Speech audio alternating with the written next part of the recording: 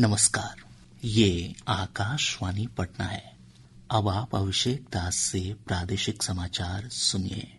पहले मुख्य समाचार। बिहार विधानसभा चुनाव को लेकर महागठबंधन के घटक दलों की आज पटना में हुई बैठक। बीआईपी प्रमुख मुकेश सहनी ने कहा 15 सितंबर तक सीटों के बंटवारे की हो जाएगी घोषणा।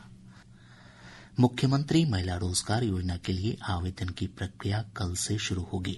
मुख्यमंत्री नीतीश कुमार जारी करेंगे दिशा निर्देशिका। गया जी का विश्व प्रसिद्ध पितृपक्ष मेला आज से शुरू। 21 सितंबर तक चलने वाले मेले में पिंडदान के लिए देश विदेश से पहुंचने लगे हैं श्रद्धालु। और राजगीर में आयोजित पुरुषों की एशिया कप हॉकी प्रतियोगिता के सुपर 4 स्टेज के एक मुकाबले में भारत और चीन के बीच मैच शुरू। अब समाचार विस्तार से। बिहार विधानसभा चुनाव को लेकर महागठबंधन के घटक दलों की आज नेता प्रतिपक्ष तेजस्वी प्रसाद यादव के पटना आवास पर एक बैठक हुई। बैठक के बाद कांग्रेस के प्रदेश अध्यक्ष राजेश राम ने कहा कि यह बैठक काफी सफल रही। उन्होंने कहा कि सीटों के बंटवारे पर भी बैठक में चर्चा हुई। वीआईपी प्रमुख मुकेश सहनी ने कहा कि 15 सितंबर तक सीटों के बंटवारे की घोषणा कर दी जाएगी। यहाँ पे कोई तो है ही नहीं, आपस में बैठे हैं हम लोग खाना पीना खा के और एक एक सीट पर हम लोग डिस्कशन कर रहे हैं कि कौन पार्टी कितने सीट पर लड़ेंगे, क्या रणनीति के साथ लड़ेंगे, इस सब चीज की चर्चा करेंगे। और तेजस्वी जी अध्यक्ष हैं और उन्हीं के मुंह से आप लोग सुनेंगे कि कितने सीट पर वीआईपी पार्टी लड़ेंगे, कांग्रेस पार्टी कितने सीट पर लड़ेंगे, हमारे लेफ्ट के साथी कितने सीट पर लड़ेंगे, आरजेडी कितने सीट पर लड़ेंगे। समय रहते हुए हमारे अध्यक्ष जो है तेजस्वी जी वो आप लोगों के बीच में बताएंगे कि इनके साथ क्या बात हो रहा है। बाकी 15 तारीख से पहले हम आप लोगों के बीच में सारा चीज घोषणा कर देंगे। मुख्यमंत्री नीतीश कुमार ने कहा है कि उनकी सरकार ने समाज के हर वर्ग का ख्याल रखा है।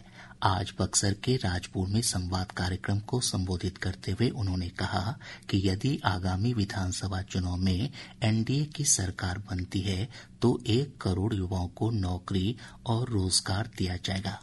7 निश्चय के तहत हर घर बिजली, हर घर नल का जल, हर घर शौचालय तथा टोलों को पक्की सड़क से जोड़ने का काम कराया गया है। और उसके बाद हम लोगों ने सरकार ने तय कर दिया कि अगले बार 5 साल में अब जो कुछ भी है नौकरी और रोजगार ये 5 वर्षों में 1 करोड़ हो जाएगा सबका। इससे पहले मुख्यमंत्री ने बक्सर और जगदीशपुर में आयोजित अलग अलग कार्यक्रमों में 1340 करोड़ रुपए लागत वाली विभिन्न विकास परियोजनाओं का उद्घाटन और शिलान्यास किया। मुख्यमंत्री महिला रोजगार योजना के लिए आवेदन की प्रक्रिया कल से शुरू होगी। मुख्यमंत्री नीतीश कुमार इस संबंध में कल ही दिशा निर्देशिका जारी करेंगे, जिसमें आवेदन की प्रक्रिया और उससे जुड़ी अन्य जानकारी दी जाएगी। ग्रामीण विकास विभाग के मंत्री श्रवण कुमार ने कहा कि इस योजना का मुख्य उद्देश्य प्रत्येक परिवार की एक महिला को रोजगार शुरू करने के लिए आर्थिक मदद देना है। उन्होंने कहा कि रोजगार के लिए पहली किस्त के रूप में 10,000 रुपए का भुगतान इसी महीने किया जाएगा। सूचना और प्रसारण मंत्री अश्विनी वैष्णव ने कहा है कि प्रधानमंत्री नरेंद्र मोदी ने जीएसटी सुधारों के जरिए मध्यम वर्गीय परिवारों को बड़ी राहत और एक बहुमूल्य उपहार दिया है। आज नई दिल्ली में मीडिया से बातचीत में उन्होंने कहा कि नई पीढ़ी के जीएसटी सुधारों से देश के सकल घरेलू उत्पाद में लगभग 20 लाख करोड़ रुपए की बढ़ोतरी होने की उम्मीद है। इससे देश की अर्थव्यवस्था को काफी बढ़ावा मिलेगा। माननीय प्रधानमंत्री जी की जो मिडिल क्लास परिवारों के प्रति निष्ठा है वो निष्ठा समय समय पे हमको दिखाई दी है। कैसे इनकम टैक्स में एक बड़ा सुधार करके 12 लाख रुपए तक की इनकम टैक्स की मध्यम वर्गीय परिवारों को छूट मिली, वैसे ही एक बहुत बड़ा जीएसटी में रिफॉर्म्स करके माननीय प्रधानमंत्री जी ने मिडिल क्लास परिवारों को एक बहुत बड़ी राहत दी है। जीएसटी दरों में बदलाव से दूध और दुग्ध उत्पादों के सस्ते होने की उम्मीद है। एक रिपोर्ट। जीएसटी परिषद ने कई डेयरी उत्पादों को करों से छूट देने का फैसला किया है। पनीर, छेना और अल्ट्रा हाई टेम्परेचर दूध जैसी वस्तुएं अब कर मुक्त हैं। इन पर अभी तक 5% जीएसटी लगता था। इसके अलावा मक्खन, घी और पनीर जैसे डेयरी उत्पादों पर अब जीएसटी घटकर 5% किया गया है, जो पहले 12% था। गुजरात सहकारी दुग्ध विपणन संघ के प्रबंध निदेशक जयन मेहता ने इस फैसले की सराहना की है। उन्होंने इसे उत्पादकों और उपभोक्ताओं के लिए राहत की बड़ी खबर बताया। दूध और दूध के प्रोडक्ट्स में जीएसटी में काफी कटौती की है। ये देश के उत्पादक और कंज्यूमर्स के लिए बड़ी अच्छी खबर है, क्योंकि वाजिब दाम होने से उसकी कंजम्पशन में बढ़ोतरी होगी और उसकी वजह से हमारे उत्पादकों को एक मार्केट और एक बहुत विशाल मार्केट लगातार मिलता रहेगा। इस सुधार से अपनी आजीविका के लिए दुधारू पशुओं पर निर्भर रहने वाले 8 करोड़ से अधिक ग्रामीण किसान परिवारों को सीधा लाभ प्राप्त होगा। दृष्टि की रिपोर्ट के साथ समाचार कक्ष से आनंद पाठक। गयाजी सैन्य अधिकारी प्रशिक्षण अकादमी से आज देश को 207 नए सैन्य अधिकारी मिले। इनमें 23 महिलाएं हैं। भारतीय सेना में मध्य कमान के commander lieutenant general as Gupta ने परेड का निरीक्षण किया। लेफ्टिनेंट जनरल गुप्ता ने नए कमीशन प्राप्त अधिकारियों से भारतीय सेना के मूल्यों और परंपराओं को बनाए रखने का आग्रह किया। ब्यौरा हमारे संवाददाता से। सभी ऑफिसर्स कैडेट के लिए आज का दिन काफी ऐतिहासिक रहा। साहस और अनुशासन के बीच बेहतर कदम ताल के साथ परेड में कौशल प्रदर्शित करते हुए कैडेट्स ने समारोह में उपस्थित दर्शकों को मंत्रमुग्ध कर दिया।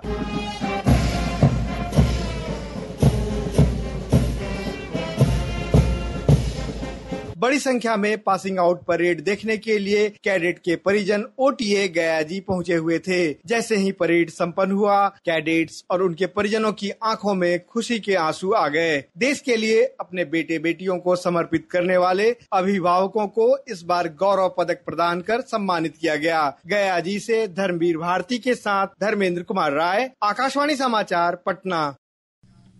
कमीशन प्राप्त करने वाले कुछ कैडेट ने आज के दिन को अपने जीवन का सबसे खूबसूरत पल बताया।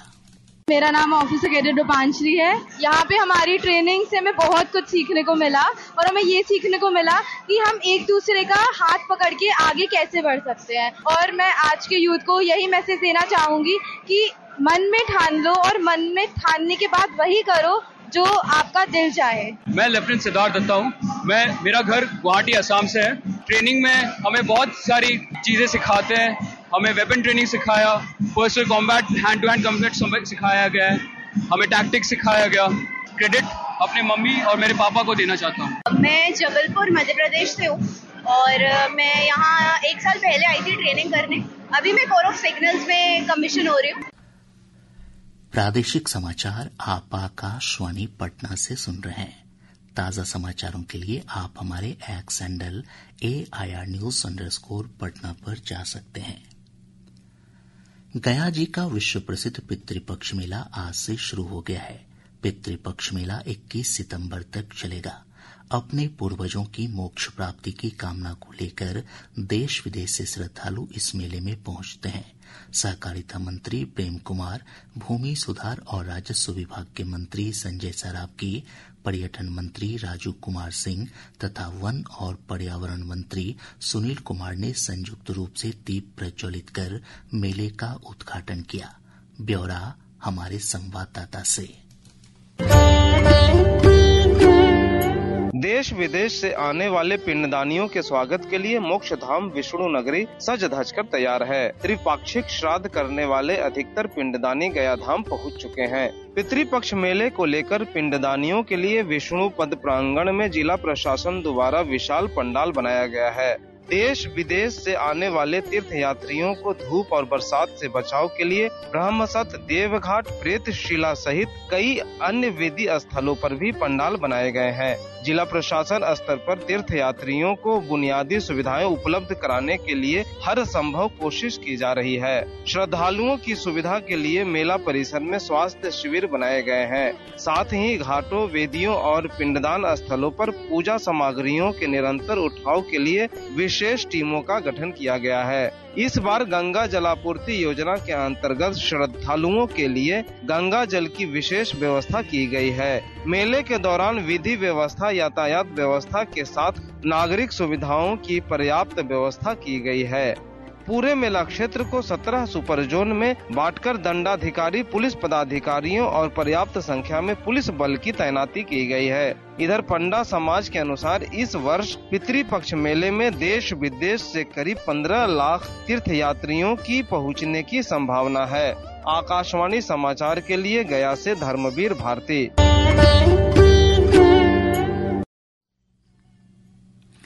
इधर पटना के पुनपुन में भी आज से अंतर्राष्ट्रीय पितृपक्ष मेले की शुरुआत हुई। जिलाधिकारी डॉक्टर त्यागराजन एसएम ने मेले का उद्घाटन किया। इस अवसर पर कई जनप्रतिनिधि भी मौजूद थे।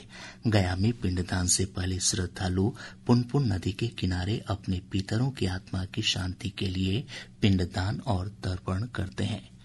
पितृपक्ष मेले में शामिल होने वाले श्रद्धालुओं की सुविधा को देखते हुए रेलवे ने पुनपुन घाट हॉल्ट और अनुग्रह नारायण स्नान घाट पर 16 जोड़ी ट्रेनों को 2-2 मिनट का अस्थायी ठहराव दिया है। आज अनंत पूजा है। श्रद्धालु भाद्रपद चतुर्दशी को भगवान विष्णु के अनंत स्वरूप की पूजा अर्चना करते हैं। इसे अनंत चौदस के नाम से भी जाना जाता है। इधर आज ही 10 दिनों तक चलने वाले गणेशोत्सव का भी समापन हो गया। राजगीर में आयोजित पुरुषों की एशिया कप हॉकी प्रतियोगिता के सुपर 4 स्टेज के एक मुकाबले में भारत और चीन के बीच मैच शुरू हो गया है।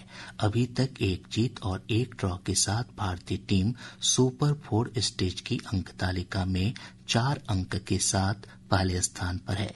इधर सुपर 4 स्टेज के एक अन्य मैच में कोरिया ने एक रोमांचक मुकाबले में मलेशिया को 4-3 से पराजित किया। वहीं 5वें से 8वें स्थान के क्लासिफिकेशन मुकाबले में कजाकिस्तान की टीम ने आज चीनी ताइपे को 6-4 से पराजित किया। फाइनल मैच कल शाम 7:30 बजे राजगीर अंतर्राष्ट्रीय स्टेडियम में खेला जाएगा। साथ ही कल ही तीसरे और चौथे स्थान के लिए भी मैच खेले जाएंगे। दरभंगा के हायाघाट विधानसभा क्षेत्र के पूर्व विधायक हरिनंदन यादव का आज पटना में निधन हो गया। वे 75 वर्ष के थे और पिछले कुछ दिनों से बीमार चल रहे थे। हरिनंदन यादव का पार्थिव शरीर बिहार विधान परिसर लाया गया, जहां विधानसभा अध्यक्ष नंदकिशोर यादव समेत कई गणमान्य लोगों ने श्रद्धांजलि अर्पित की। पटना के जिलाधिकारी डॉक्टर त्यागराजन एसएम ने आज पटना मेट्रो के निर्माण कार्यों की समीक्षा की। उन्होंने काम में तेजी लाने का अधिकारियों को निर्देश दिया। कटिहार जिले के कुर्सेला थाना क्षेत्र अंतर्गत कबीर मठ के पास वज्रपात की चपेट में आने से मवेशी चरा रहे 3 लोगों की मौत हो गई, जबकि एक अन्य व्यक्ति गंभीर रूप से घायल हो गया। अररिया जिले के चौकबनी थाना क्षेत्र के किसान चौक के पास एक मोटरसाइकिल अनियंत्रित होकर पेड़ से जा टकराई। इस हादसे में मोटरसाइकिल सवार 3 युवकों की घटनास्थल पर मौत हो गई। जमुई जिले के बरहट थाना क्षेत्र के कदवा तरी गांव में शराब कारोबारियों के ठिकानों पर छापेमारी करने पहुंची पुलिस टीम पर असामाजिक तत्वों ने हमला कर दिया। इस हमले में 6 पुलिसकर्मी घायल हो गए। और अब अंत में मुख्य समाचार एक बार फिर। बिहार विधानसभा चुनाव को लेकर महागठबंधन के घटक दलों की आज पटना में हुई बैठक। बीआईपी प्रमुख मुकेश सहनी ने कहा 15 सितंबर तक सीटों के बंटवारे की हो जाएगी घोषणा। मुख्यमंत्री महिला रोजगार योजना के लिए आवेदन की प्रक्रिया कल से शुरू होगी। मुख्यमंत्री नीतीश कुमार जारी करेंगे दिशा निर्देशिका। गया जी का विश्व प्रसिद्ध पितृपक्ष मेला आज से शुरू। 21 सितंबर तक चलने वाले मेले में पिंडदान के लिए देश विदेश से पहुंचने लगे हैं श्रद्धालु। और राजगीर में आयोजित पुरुषों की एशिया कप हॉकी प्रतियोगिता के सुपर 4 स्टेज के एक मुकाबले में भारत और चीन के बीच मैच शुरू। इसके साथ ही आकाशवाणी पटना से प्रसारित प्रादेशिक समाचार का ये अंक समाप्त हुआ।